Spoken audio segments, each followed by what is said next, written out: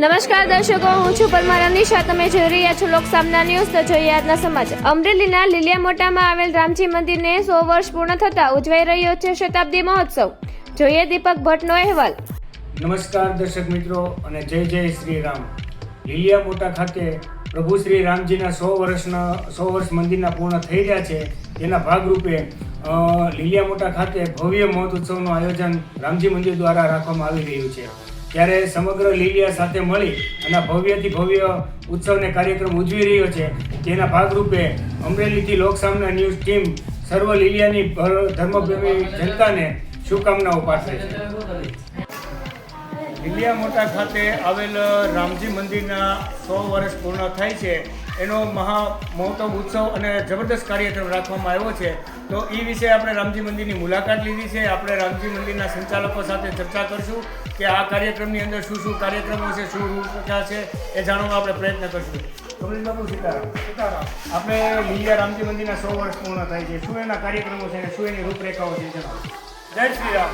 જય શ્રી રામ. લીલિયા રામજી મંદિર જે મોહનલાલ ગોપાલજી દવે દ્વારા સ્થાપિત છે, એમને 100 વર્ષ પૂરા થાય છે. એટલે આપણે એક શતાબ્દી મહોત્સવનો ભવ્ય ઉત્સવ ઉજવવાનું આયોજન કરેલ છે, જેમાં આપણે 3 દિવસનો હવન રાખ્યો છે. પહેલી, બીજી અને ત્રીજી આ 3 દિવસ અહીંયા હવનનું આયોજન છે. અને સાથે સાથે પહેલી તારીખે હનુમાન ચાલીસાનું આયોજન છે, બીજી તારીખે ભજન સંધ્યાનો કાર્યક્રમ રાખેલ છે, અને ત્રીજી તારીખે બપોરે હવનની પૂર્ણાહુતિ થાય ત્યાર પછી ભવ્ય શોભાયાત્રા નગરના મુખ્ય માર્ગો પર ફરશે. અને રાત્રે 6 વાગે ગામ ધુવાડા બંધ જમણવાર રાખેલ છે. ગામના તમામ લોકોને આ પ્રસાદ લેવા માટે અમારું આમંત્રણ છે. અને સાથે સાથે આપણે આ ઉત્સવને અનુલક્ષીને આખું ગામ, અમારા જે યુવાનો છે, છોકરાઓ છે, એ છોકરાઓ શણગારી રહ્યા છે. રામજી મંદિર સરસ શણગાર્યું છે. ગામમાં લગભગ 80-85 જેટલા ગેટો અને એમાં સિરીજને એવું લગાડી અને ગામને સરસ મજાનું સુશોભિત આ યુવાનો જે છે એ કરી રહ્યા છે. અને આ ઉત્સવ છે આખા સમગ્ર ગામનો ઉત્સવ છે અને ગામ થનગણી રહ્યું છે. અને સરસ મજાનો ઉત્સવ અમે ઉજવવા જઈ રહ્યા છીએ. જય શ્રી રામ.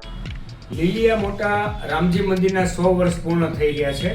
ત્યારે આ રામજી મંદિરનો શું ઇતિહાસ છે અને એમની સાથે જે જોડાયેલા જે મહાનુભાવો છે એની વિસ્તારથી વિગત જાણવાનો પ્રયત્ન કરશું આપણે લીલિયાના મિતુલ દાદા દવે પાસેથી. મિતુલભાઈ, તમારું લોકસામના ન્યૂઝમાં સ્વાગત છે. લીલિયામોટા ખાતે જે રામજી મંદિરનો જે મહોત્સવની બધું ઉજવાઈ રહ્યું છે, એ સારું એવું કાર્ય થઈ રહ્યું છે. પણ એની સાથોસાથ જે લીલિયામાં જોડાયેલો જે ઇતિહાસ છે રામજી મંદિર સાથેનો, એની વિસ્તારથી અમને વિગતવાર જણાવશું. શું હકીકત છે? સૌપ્રથમ તો આપ લોકસામના ન્યૂઝ ચેનલને હું અંતઃકરણથી અભિનંદન આપું છું કે સમાજને સ્પર્શતા પ્રશ્નોને તમે વાચા આપો છો, બદલ આપ સૌને ખૂબ ખૂબ અભિનંદન. હવે વાત છે લીલિયામોટા ગામના રામજી મંદિરના શતાબ્દી મહોત્સવના પ્રસંગને અનુરૂપ. તો આ ચાલુ વર્ષે રામજી મંદિરને 100 વર્ષ પૂર્ણ થયા છે લીલિયા ગામના. એવું કહેવાય છે કે લીલિયા ગામનું તોરણ શિંગાળા પરિવારે બાંધ્યું હતું. ગામ વસાવ્યું શિંગાળા પરિવારે. અને ત્યારે રામજી મંદિર ત્યાં મૂળભૂત જગ્યાએ નહોતું, જ્યાં અમારે પટેલ ડેલી કહેવાય ત્યાં પહેલાં હતું. પછી એને ત્યાં ચોકમાં સ્થાપિત કર્યું. અને લીલિયા ગામ જે અત્યારે રામજી મંદિર છે એટલું જ ગામ હતું ત્યાં. ત્યારે ગામનો કોઈ વિસ્તાર હતો નહીં. આગળ જે આપણે નાવડી બજાર દેખાય છે એ બધું જંગલ વિસ્તાર હતો. એટલે અમારે ખોડિયાર માતાની દેરી જે છે નાવડીમાં, એ ગામનું પાદર કહેવાતું. અને એનાથી આગળ ભીડભંજન મહાદેવની જગ્યા એ જગ્યા તરીકે ઓળખાય છે, જે ખાતીની જગ્યા છે. એ ગામનો અવેડો હતો. એટલે લીલિયા ગામ છે એ બહુ સીમિત માત્રામાં હતું. પરંતુ સમય જતાં સમયાંતરે તાલુકાઓનો વસવાટ, ગ્રામ્યનો વસવાટ એ તાલુકા મથક સુધી આવી અને લીલિયા શહેર બન્યું છે. અમરેલી જિલ્લાથી સૌથી નજીકનો તાલુકો 17 કિલોમીટર અંતરે લીલિયા ગામ, અને એમાં મારું રામજી મંદિર છે, જેમના 100 વર્ષ પૂર્ણ થયા. જેનો અમે શતાબ્દી મહોત્સવ 1/1/2026થી 3/1/2026 સુધી ઉજવવા જઈ રહ્યા છે. અને એમાં 18 વર્ષનો ખૂબ સારો સહકાર અને ઉત્સાહ જોવા મળી રહ્યો છે. આ ઉપરાંત એના ઇતિહાસમાં ફ્લેશબેકમાં જવાની વાત કરીએ તો રામજી મંદિર સાથે અમારે સ્વર્ગસ્થ મોહનલાલ ગોપાલજી દવેની સ્મૃતિ જોડાયેલી છે. અને દાદાનો ફોટો ત્યાં રામજી મંદિરમાં છે પણ ખરા. એ રામજી મંદિરના પાયાના પથ્થર તરીકે મોહનદાદાને યાદ કરી શકાય. આ ઉપરાંત શિક્ષણના પાયાનું સિંચન સ્વર્ગસ્થ મોહનલાલ ગોપાલજી દવે કર્યું, જે લીલિયા અમૃતભાઈ સ્કૂલ છે, શાંતાબેન કન્યા વિદ્યાલય છે. આ ઉપરાંત બાળકોને અભ્યાસ માટે લાઇબ્રેરી જે જાહેર પુસ્તકાલય છે. ભાવનગર સ્ટેટ કૃષ્ણકુમાર સીજીની ગ્રાન્ટ હજી અમને મળે છે. અને અમારે વિવેકાનંદ સેવા સંસ્થા એનું સંચાલન કરે છે. એ પણ સ્થાપના મોહનદાદાએ કરેલી. આ ઉપરાંત વર્ષો પહેલાં સંસ્કૃતિ અને સંસ્કૃત જળવાય આપણી દેવભાષા, એના માટે મોહનદાદા પાઠશાળા ચલાવતા. પરંતુ મોહનદાદાનું અવસાન થતાં એ પાઠશાળા પછી મૃતપાય અવસ્થામાં થઈ ગઈ, પરંતુ એના ભગ્ન અવશેષો અત્યારે લીલિયામાં હાજર છે. આ ઉપરાંત લીલાગ્રા મહાદેવ જે સ્થાપત્ય કલાનો ઉત્તમ નમૂનો છે અને સૌનું આસ્થાનું કેન્દ્ર છે, એ પણ મંદિર શિખરબંધ મોહનદાદાએ બંધાવેલું. લીલિયા રામજી મંદિર, લાઇબ્રેરી, ધર્મશાળા, ભગીની સંસ્થા એટલે કે અમારી કન્યા શાળા અને કુમાર શાળા, આ બધામાં મોહનદાદાનો ખૂબ સિંહવાળો રહ્યો છે.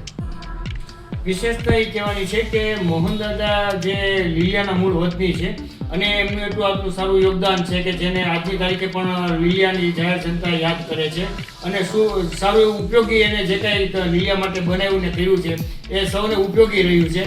તો હાલમાં અત્યારે જે આ 100 વર્ષ મંદિરના પૂર્ણ થઈ રહ્યા છે, તો આપણે મોહનદાદાને યાદ કરીએ કે લીલિયાનું અને લીલિયા બ્રહ્મ સમાજનું પણ ગૌરવ કહી શકાય. તો એ વિશે તમે શું કહેશો? આમ તો મોહનદાદાનું લગભગ જીવન મુંબઈમાં વ્યતીત થયું. જ્યારે લોકો શહેર શું ખબર હતી ત્યારે મોહનદાદા મુંબઈમાં સ્થાયી થયેલા અને પોતાની યુવાવસ્થામાં મોહનદાદાએ ફિલ્મની સ્ટોરી સ્ક્રિપ્ટ રાઇટર તરીકે મુંબઈમાં શરૂઆત કરેલી. અને ખાસ હું ટાંકીશ કે મધર ઇન્ડિયા જે ફિલ્મની સ્ટોરી છે એના લેખક જ મોહનદાદા પોતે છે. અને મોહનદાદા ખૂબ પ્રેમાળ વ્યક્તિત્વ ધરાવતા હતા અને વતન પ્રત્યે એમને અનન્ય લાગણી હતી.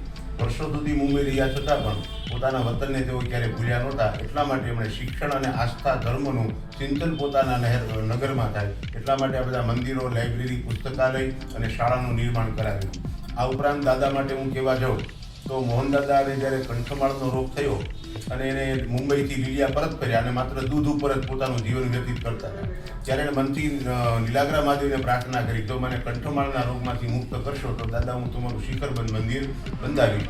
અને દાદાને કંઠમાળના રોગમાંથી મુક્ત થયા અને અત્યારે લીલાગ્રા મહાદેવનું મંદિર છે તમે જુઓ છો કે મોહનદાદાએ એ વખતે શિખરબંધ મંદિર એ બંધાવેલું છે. આ ઉપરાંત બાળકોના શિક્ષણ માટે એ અમૃતબા વિદ્યાલયના પાયાના પથ્થરમાં ભાવનગર સ્ટેટ સાહેબ પોતાના હાથે સોનાની ટબુડી પધરાવી અને અમૃતબા વિદ્યાલયનું શિલારોપણ કરેલું. એમાં પણ મોહનદાદાનો ખૂબ મોટો સિંહફાળો રહ્યો છે. એ મોહનદાદા હતા એટલા માટે શક્ય બન્યું છે. હાલમાં લીલિયામાં જે લાઇબ્રેરી છે, છોકરાઓ પ્રિપરેશન એક્ઝામ કોમ્પિટિટિવ એક્ઝામની તૈયારી કરે છે, તો એની પૂર્વ તૈયારી માટે રાત દિવસ છોકરાઓ જ્યાં વાંચે છે એનો સૌથી મોટો યશ મોહનદાદાને આપી શકાય. તો આ હતા લીલિયા મોટાથી મિતુલ દાદા શાસ્ત્રી કે જેઓએ આપણને 100 વર્ષ જૂની યાદ તાજી કરાવી કે લીલિયાના મોહનદાદા ગોપાલજી દવે કે જેઓએ ઘણી એવી સંસ્થાઓમાં એને યોગદાન આપ્યું છે, ધાર્મિક સ્થળોમાં યોગદાન આપ્યું છે કે પછી બાળકોના કોઈ ભવિષ્ય માટેનું કાંઈ હોય તો એના માટે પણ એને યોગદાન આપેલું છે. લીલિયાથી રિપોર્ટર દીપક ભટ્ટ, લોકસામના ન્યૂઝ, અમરેલી. ફરી મળીશું એક નવા સમાચાર સાથે. ત્યાં સુધી જોતા રહો લોકસામના ન્યૂઝ.